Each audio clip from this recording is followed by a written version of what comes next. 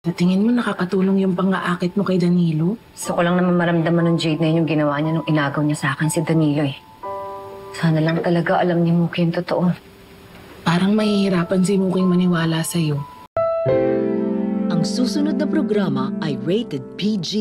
Ito ay nangangailangan ng patnubay at gabay ng magulang para sa mga batang manonood. Patindi na po ng patindi ang mga eksena maging ang kaganapan na ating pagkatutukan at ating rin namang pagkasubaybayan dito lang sa ating pinagkakatutukan at pinagkakaabangan tuwing hapon na Mami Dearest. Simula pa lang din naman kasi ito, matapos na rin naman kasi na malaman na nitong si Emma mula dito kay Aling Ligaya ang tinatago nga rin namang sekreto revelasyon nga din naman nitong si Jade na siyang hindi nga rin naman kasi palalagpasin nitong si Emma dahil na alam nitong si Emma na gusto nga lang din naman itong si Olive na makaganti sa kanya at ito nga rin naman ang paraan na ginawa nitong si Olive para hindi nga rin naman siya mahalata nitong si Danilo maging nitong si Muki. Kaya magiging dahilan na rin naman ito at daan para ito nga rin naman kasing si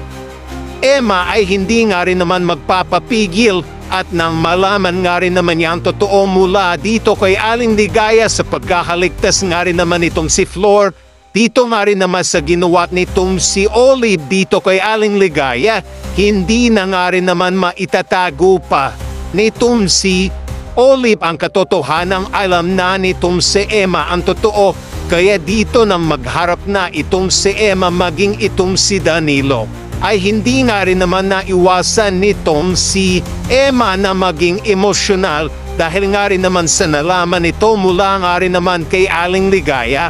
Kaya dito sasabihin nga nang magharap na ang dalawa na, Danilo, makinig ka, yang kasama mo hindi siya si Jade, siya si Olive.